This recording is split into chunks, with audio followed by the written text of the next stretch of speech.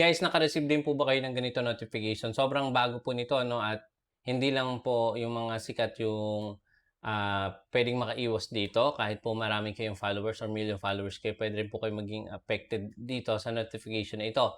So, yung sa akin is na-receive ko siya noong July 21, naging not recommendable, at ito po yung sinabi or yung na-receive natin na, notification mula kay Facebook. So, applicable 'to sa pages tsaka sa profile, okay. So, yung profile natin is not recommendable. So, yun, mapansin natin biglang bumagsak yung mga views, and then hindi na tayo nakikita ng iba nating followers or yung mga new followers natin. So, parang invisible na tayo ngayon dito kay Facebook.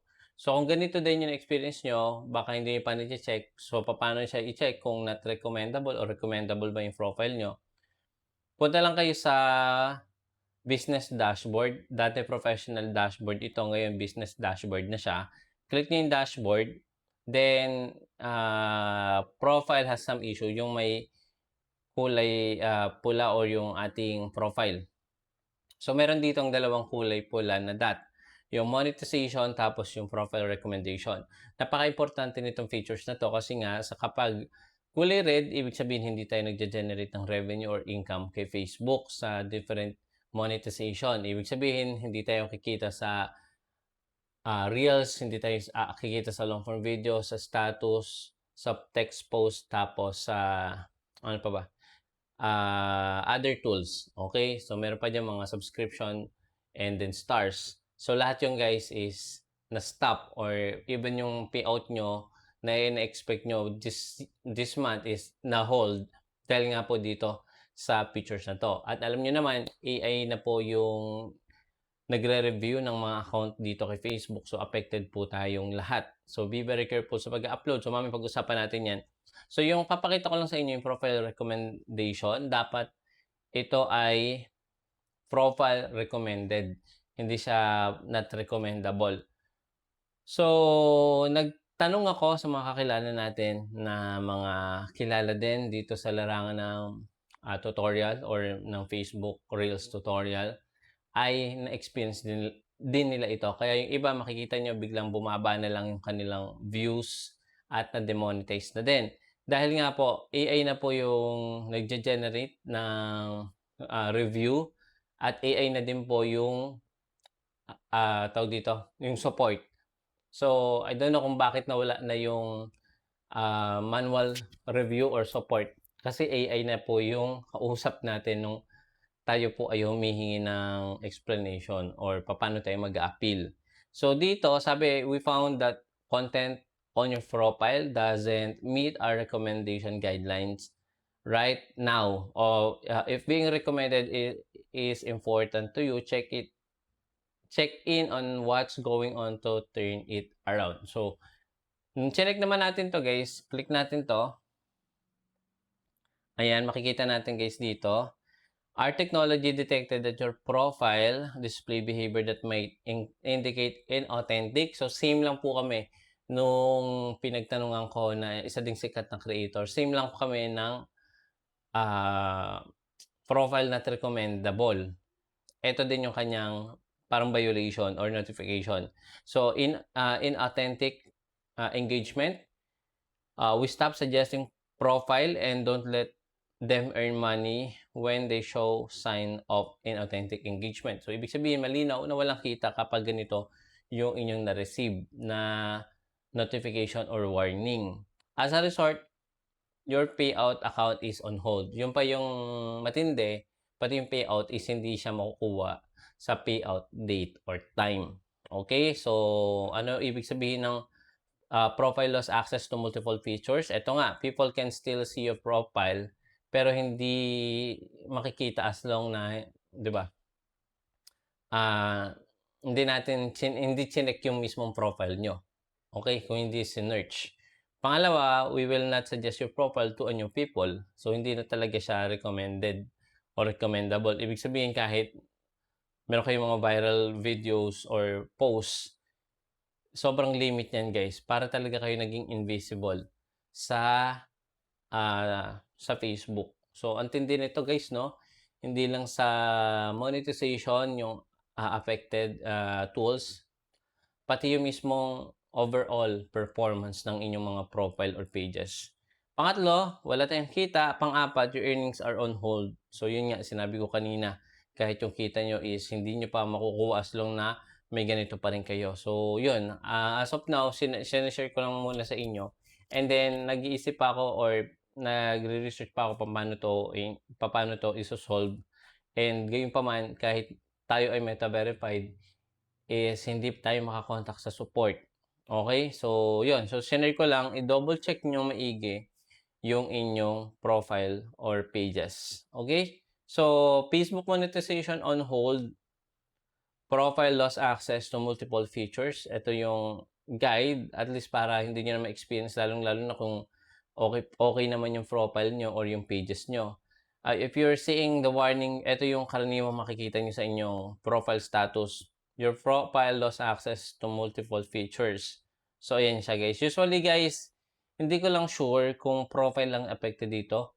Kasi yung pages, wala pa ako napagtatanungan. Pero sa profile, same kami nung issue na kilala natin na creator na merong din million of followers. Ganito din yung encounter niya. Kasi nag-message ako sa kanya, chinek ko kung same lang kami ng na-experience na, ayan, violation or tawag dito, notification. So, eto guys, yung step guide paano natin malalaman yung status. Siyempre, kung familiar kayo sa profile nyo or turn on yung professional dashboard nyo, dun nyo palagi i-check. So, dito guys, punta kayo sa, ayan, business dashboard, tapos click nyo yung profile nyo. So, dito nyo siya makikita. Ayan, profile recommendation. Okay? So, account manager or sa may account quality, sa may mismong picture nyo. So, pwede rin dito siya makita kapag wala kayong professional dashboard. Punta kayo sa main profile nyo, click nyo yan, tapos meron dito, ayan, 3 dot, profile status. So, ayan guys, your profile is restricted. Ayan, so meron tayong mga issues dito na, ayan guys, I don't know kung bakit ang daming naka-receive ng ganito notification. Possible guys kasi nga, ang nagde-detect na or nagche-check na ng mga account natin is AI. So, chinek ko, sabi dito sa Meta AI support, nagkakaroon ng mga ganitong notification kapag ito yung mga ginawa. So, pagpakita ko lang sa inyo, ito. So, ito muna yung step 2, identify the real cause. Pwedeng fake or suspicious engagement. So, chinek ko, pwedeng ginagawa ko to kasi nga, nag-share tayo ng affiliate video sa mga groups. So, every time nakakapag-share tayo sa multiple groups. So, parang nagiging suspicious na siya. Pangalawa, engagement bait. Dahil nakapag-post din ako guys ng mga Shopee link na merong presyo.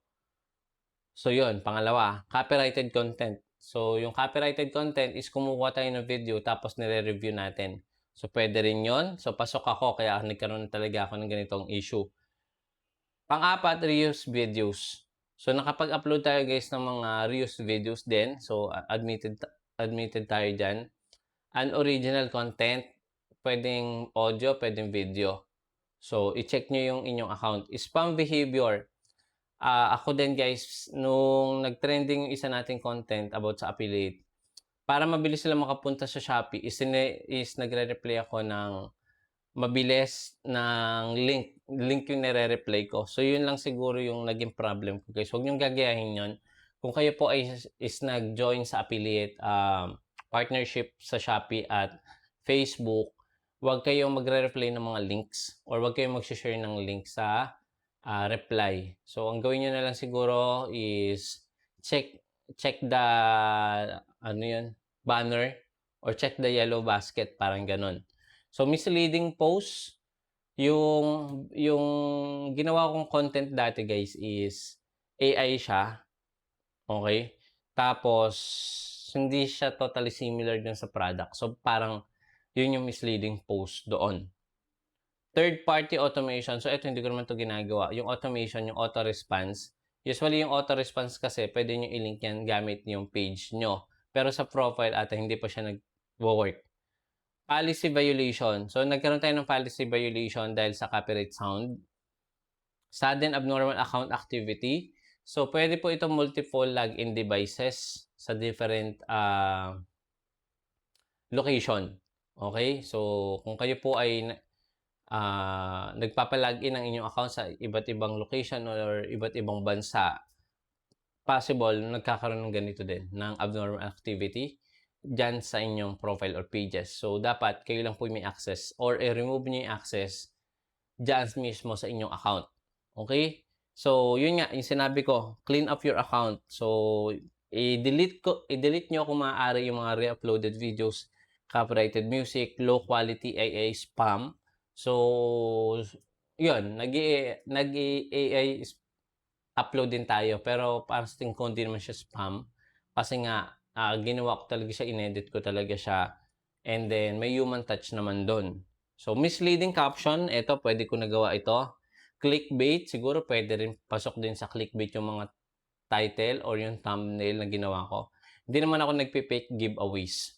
So, yun. So, eto guys, yung step 3, kung kaya nyo iwasan ito, yung may mga check na yan, is iwasan. Okay, number 4, dun sa suspicious activity, palitan nyo yung password nyo, enable nyo authentication.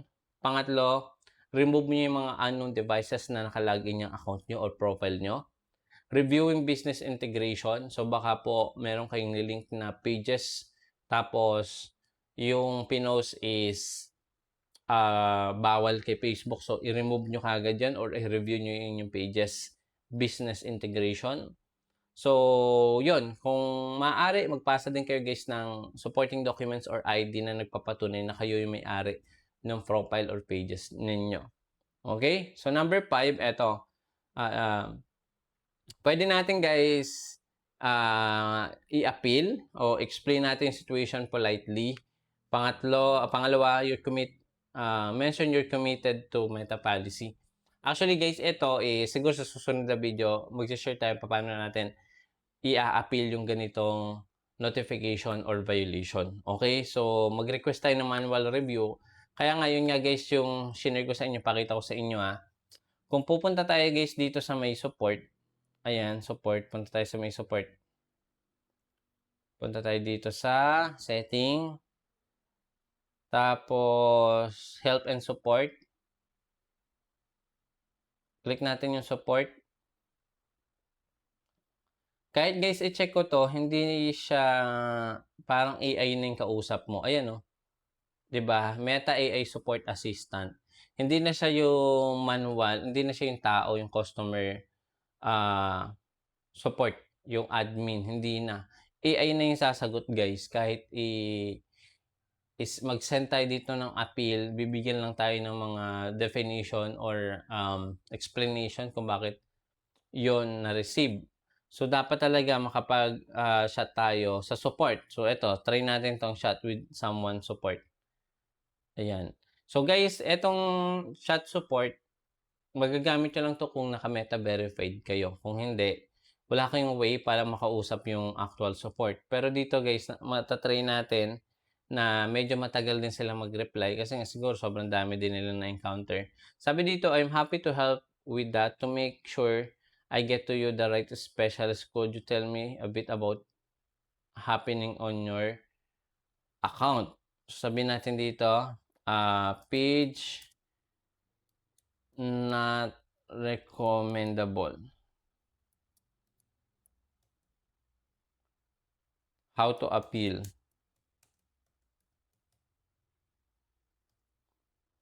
Ayan. So, check natin guys kung may reply yan. Pero guys, minsan matagal talaga.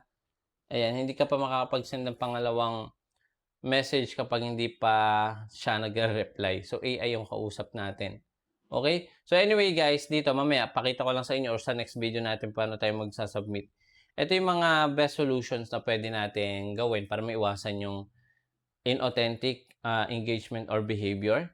Sabi dito, create 100% original content. So, kung AI naman yung ginagamit natin, make sure may human touch or human effort. Pangalawa, remove content that may may violate or puwedeng makalabag sa Meta policy. So, ang dami niyan.